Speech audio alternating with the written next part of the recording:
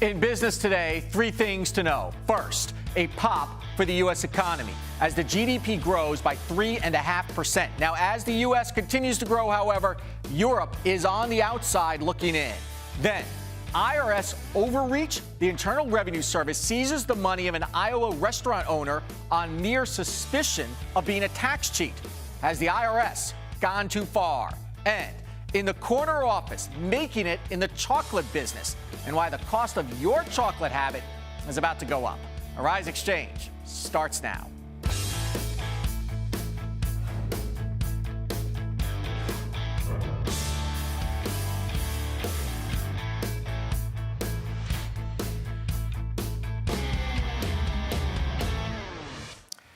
Hello, everyone. I'm Andrew Schmertz. The U.S. economy turned in a better than expected third quarter, with the gross domestic product coming in at a 3.5% annual rate, better than most economists had expected. Defense and a shrinking trade deficit led the way. And while growth slowed in consumer spending, housing, and business investment, all of those categories contributed to the decent GDP number. But there could be some clouds on the horizon, and we're going to talk about that in a moment. First, Wall Street certainly rallied on the news. Let's take a look at the final numbers. The Dow up better than 221 points to 17,195. The S&P 500 up more than 0.5%. And the NASDAQ up 1691 to 4566. More major earnings reports out today. GoPro reported a big win after the closing bell. Earnings per share of 12 cents easily beat expectations by 50%. Revenue of $280 million also topped estimates. Starbucks reporting a miss on revenues its third quarter. More people using the cameras, less people drinking coffee maybe. Revenue of $4.2 billion was a percent below expectations. EPS of 74 cents, though, in line with forecasts. And MasterCard says it beat estimates and expectations on growing consumer spending. Earnings per share of 87 cents was more than 10% above estimates. And Time Warner Cable missed expectations this third quarter due to dropping cable subscriptions. EPS of $1.86 and revenue of $5.7 billion, both below consensus. Time Warner Cable, of course, is planning a merger with Comcast. And looking at commodities, gold closing down $25.40 and oil down $1.15 today to $81.05 a barrel. One other economic news today, weekly jobless claims coming in Thursday. They rose 3,000 to 287,000, but signs still point to a better labor market. Well, there's a lot of economic news to talk about with our next guest, Ebong Eka, international business consultant and author of Start Me Up, the No Business Plan Business Plan, joins us now from Washington, D.C. Ebong, welcome back to Arise Exchange as always. What sort of drove the third quarter numbers here, about 0.5% better than what most economists were expecting? Well, basically, you alluded to earlier in the intro, the personal consumption expenditures or consumer spending, and you look at MasterCard, their revenue, that gives you another indication that that people are actually spending more money, even if it's money they don't have. In addition to that is also exports, as well as non-residential fixed investments, and increasing government spending. Okay, so we're starting to see a little bit of a rise of government spending. Can you talk a little bit about the trade balance and how that sort of plays a role into the GDP here? It does. Well, basically, increase in exports will actually increase GDP, and then imports will have the corollary. It will decrease GDP. There was an increase in exports as well as imports, and so the difference between those two kind of offset.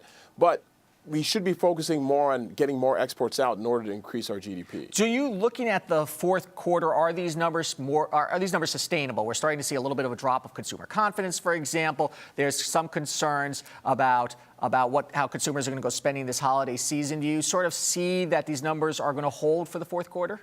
I actually believe they do, especially you see what happened with MasterCard and spending and other items like even GoPro. You mentioned also Starbucks decreasing, but with the Christmas vacation, with Christmas coming around, people are going to be spending a lot more money. And we always see a pop in the economy as well as in sales around the holiday time. And what's a good leading indicator may be the price of gasoline. As gasoline drops, that's a tax rebate. Exactly. A lot of people aren't traveling the way they used to. And so you saw a huge decrease in crude as well as in gas prices. So people have extra money that they can spend on gifts and other items. You know, we talked about it at the top of the show, though. The Europeans are not doing as well. And the question is will the U.S. be able to continue to drag the world's economy, or do you think at some point the European slowdown is going to affect us here? The European slowdown may affect us, but let's be serious, though. The biggest point that they're dealing with is austerity as well as overspending. So as long as the American economy, the U.S. economy continues in the same clip that it's going, we should be in good shape. Europe eventually will have to right its ship, and Germany can't be towing that line anymore. And obviously, the Fed here in the U.S. believes that the economy is strong enough because it ended its stimulus plan. There was some mixed feelings about whether they should end it this time or next time around. What are your thoughts? I actually was a little shocked that they ended quantitative easing relatively quickly. Most people assumed that it would be towards the end of the year. However, as Janet Yellen had mentioned, she's not going. They don't anticipate buying any more bonds next month. So they obviously saw enough in the increase in GDP as well as the other indicators we talked about earlier to actually stop quantitative easing and then eventually, within considerable time, potentially raise interest rates in the next 6 to 9 months. Okay, one big corporate news today. Apple CEO Tim Cook has publicly now said what pretty much everyone knew, that he was gay. In fact, we had Sir Richard Branson on the show about a year ago, where basically Richard had outed him. This wasn't a surprise, but it was publicly announced today. What do you think the impact is going to be? There had been some saying that he didn't make the announcement because Apple is an international company, and as a CEO, it becomes a little bit more challenging in some countries that are not as gay-friendly as the West. That's a very good point. But I will say this: if it wasn't Tim Cook and it was another CEO from another Fortune 500 company, literally nobody would care. I don't think anybody knows the CEOs of a lot of the companies that are on the Dow. But Apple is a trendsetter. It's a game changer, and also from a technological standpoint as well as fashion standpoint in other industries. So it matters that Tim Cook coming out as gay, being in the forefront, because it shows that there's diversity in leadership. That's right. It's the world's largest economy, not the world's largest economy, it's the world's largest company. And so he's a celebrity CEO. Ebong, thank you so much. Coming up, a pay raise for millions is on the ballot next week. Where do the states stand on minimum wage? You're watching Arise Exchange.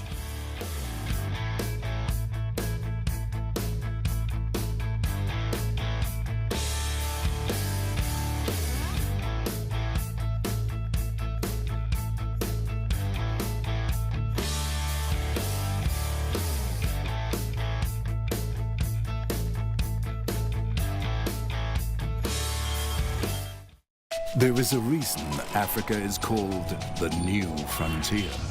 What was once potential is now an opportunity ready to be seized. Once revered for our resources, today's wealth lies in our people. People who build the cities that shape the future. People who know an idea in one place means business in another. A generation for whom technology means there are no borders, no boundaries. We are the new lions in a brave new world, kings of the urban jungle. And there's a bank that puts the world in our pocket and the future in our hands. UBA, Africa's global bank.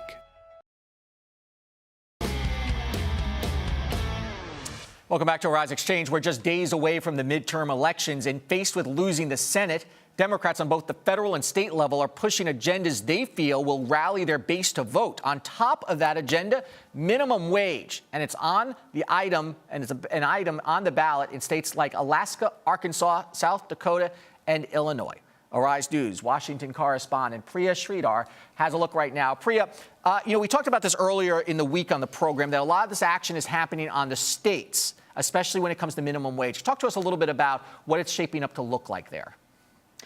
That's correct. So since the beginning of the year, Democrats have been trying to introduce a bill here in Washington, D.C. to raise the minimum wage on a federal level from $7.25 to about $10, and that would roll out gradually over the next 2 years. Obviously, they're not getting a lot of support from Republicans. However, it's interesting because the polls show throughout the year that at the beginning of the year, 2/3 of Americans said that they supported raising the federal minimum wage, and now it's all the way up to about 90%. So this is really an issue that most analysts here in Washington would say that the Democrats are winning on.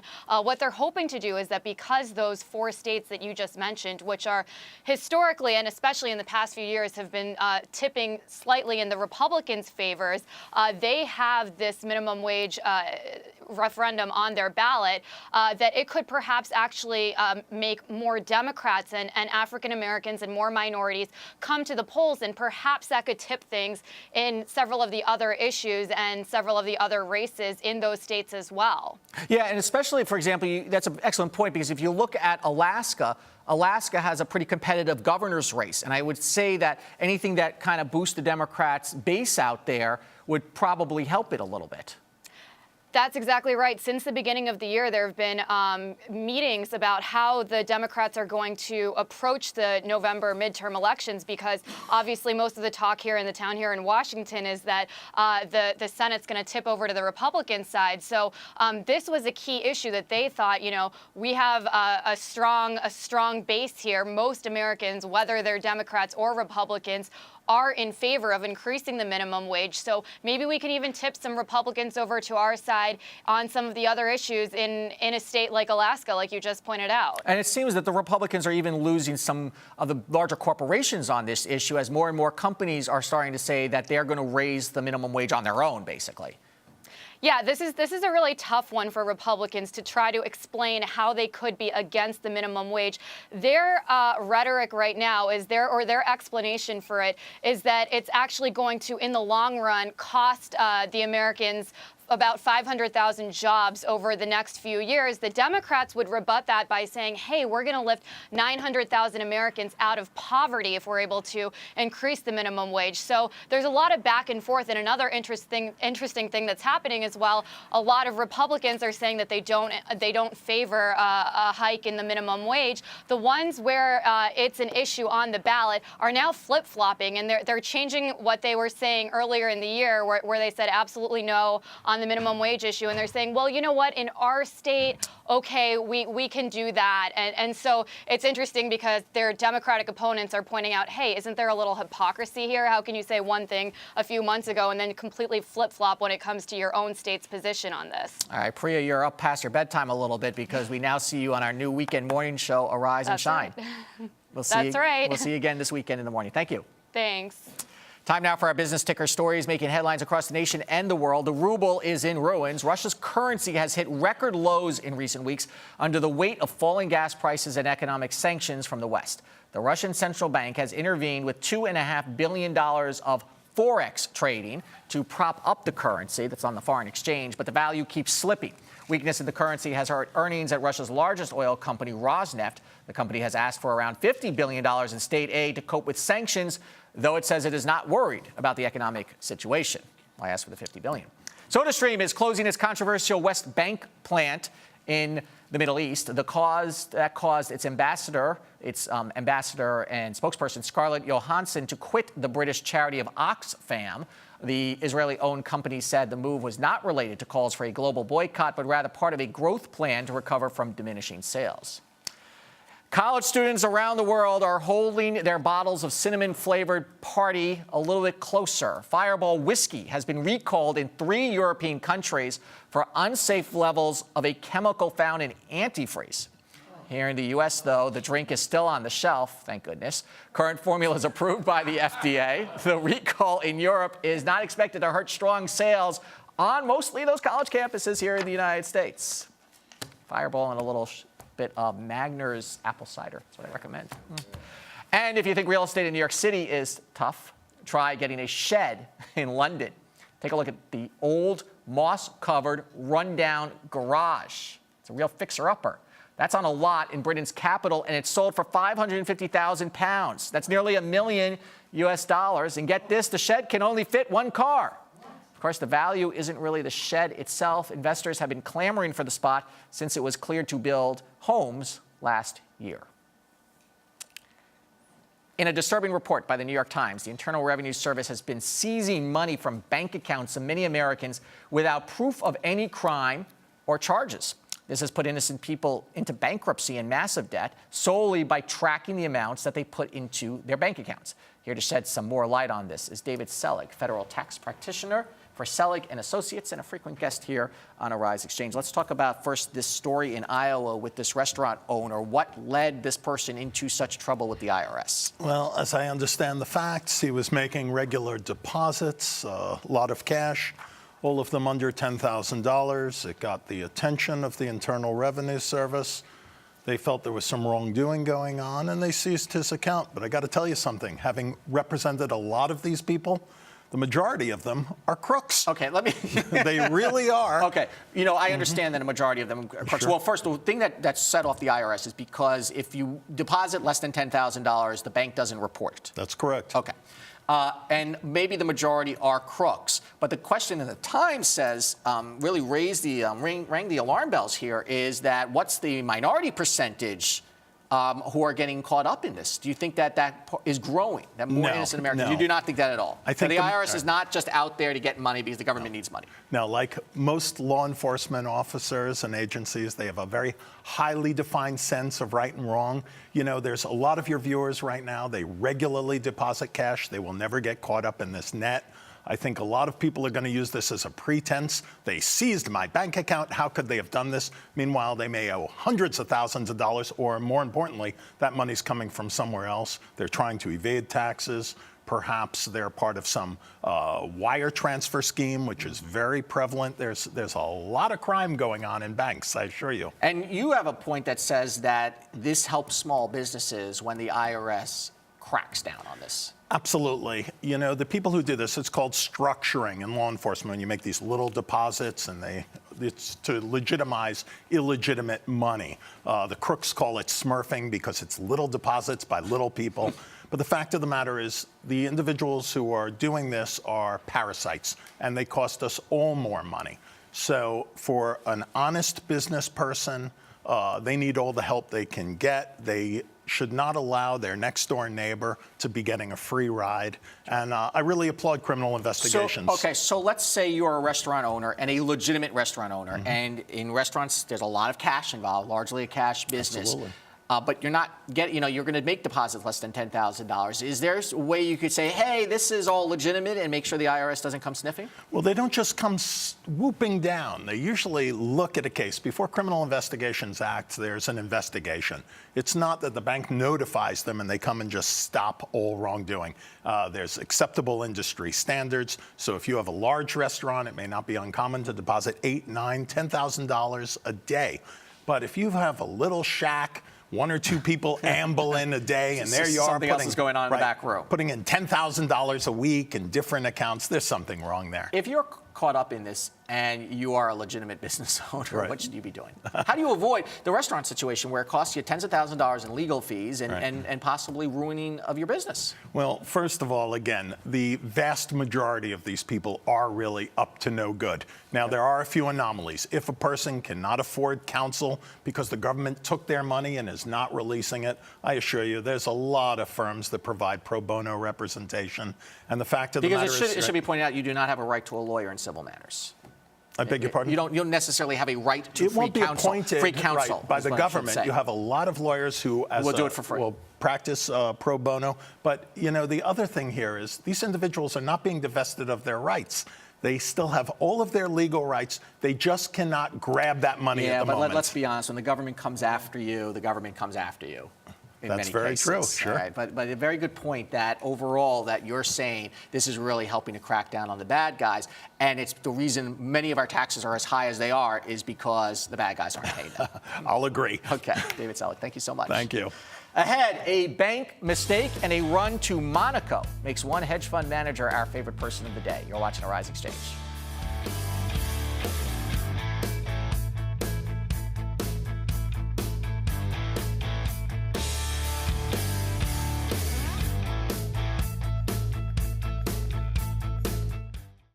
News can definitely be improved when reflecting diversity. A lot of mainstream news, they don't dive into it. Who wants to hear about negativity all the time? They only show what they think people want to know and not what people really should know. World-based stories, that's what I enjoy the most. I think diversity of news is important to the world so that everybody will be aware of their surroundings and what is happening today. Arise News, every culture, every angle. Apple unveiled new products today. Did it meet expectations? Apple stock is up 20%. The White House says it has proper measures to contain the spread of Ebola. This seems to be, in some ways, exploding. What are officials saying? We remain focused on working with our partners on the ground to stop the epidemic. Enhanced measures have been put in place in Africa and the United States. This is hitting home in a very real way, and I think, we need to be concerned. Hello and welcome to Arise America. I'm Debbie Turner-Bell. Last week on Arise Xchange, the nauseating numbers from two iconic brands and whether they have a plan to turn around their businesses. Existing home sales surged to their best numbers. Can the broader markets support that in the real estate business? When long-term interest rates are low, it's usually a bad sign for the macro economy. Toys R Us is defending its decision to sell Breaking Bad action figures. The toys come with a detachable sack of cash and a bag of meth. Not real meth, fake meth. Watch this week for more Arise Xchange.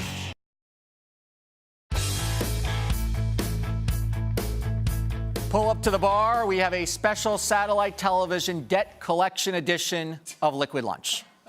A West Virginia man has been awarded $22,500 from Dish TV because the satellite provider harassed him with 31 calls demanding that he pay an overdue bill. Even better, the man, Chester Moore, is not and never has been a Dish TV customer. Moore says when he got the automated robocalls, he called Dish back and told them of the mistake twice. Twice they told him they'll fix it. But the calls kept coming. At one point, he started receiving calls every night for 3 months.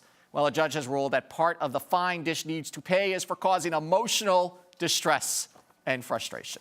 And that takes us to our favorite person of the day when we pick one person who grabbed our attention and not for the right reasons. Today, it is a hedge fund manager who quite literally took the money and ran. The bank, Credit Suisse, says it accidentally wired about $1.5 million to a hedge fund run by Joseph Galbraith. At the time, the fund was going out of business. When Credit Suisse discovered its mistake 2 weeks later, it asked for the money back. I don't know if you sent $500,000 or $1.5 million to someone, would it take you 2 weeks to discover that? So far, the bank has not received the money back. And it can't find Galbraith either. What a surprise. CNBC is reporting that friends say the 42-year-old rogue manager took off with his second wife to Monaco. I've been to Monaco. Not a bad place to spend $1.5 million. CNBC is also reporting that when reached by email, Galbraith says he didn't know that Credit Suisse was even suing him and that the charges are, quote, laughable. Galbraith once ran a $120 million hedge fund. In 2011, he faced a messy divorce from his first wife. So what did he do? Well, he renounced his U.S. citizenship and moved to Monte Carlo. And he vowed never to come back to America. At the time, he listed $5.7 million in assets. Last year, Galbraith wound down his hedge fund. And so Joseph Galbraith is our favorite person of the day. Coming up, chocolate, chocolate, chocolate. We've got it here and the business of making and selling it. You're watching Arise Xchange.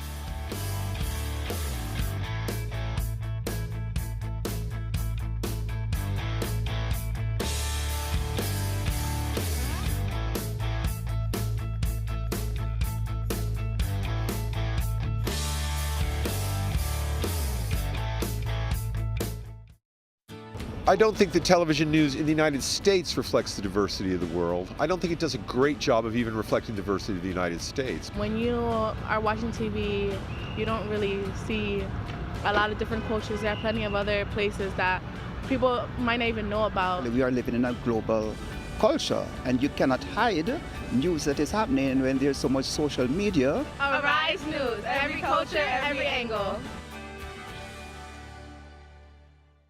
Last week on Arise Xchange, the nauseating numbers from two iconic brands and whether they have a plan to turn around their businesses. Existing home sales surged to their best numbers. Can the broader markets support that in the real estate business? When long-term interest rates are low, it's usually a bad sign for the macro economy. Toys R Us is defending its decision to sell Breaking Bad action figures. The toys come with a detachable sack of cash and a bag of meth. Not real meth, fake meth. Watch this week for more Arise Xchange. In today's Corner Office, we're featuring Lilac Chocolates, Manhattan's oldest chocolate house. In 2011, Chris Taylor, a former Wall Street financial analyst, and his partner purchased the company.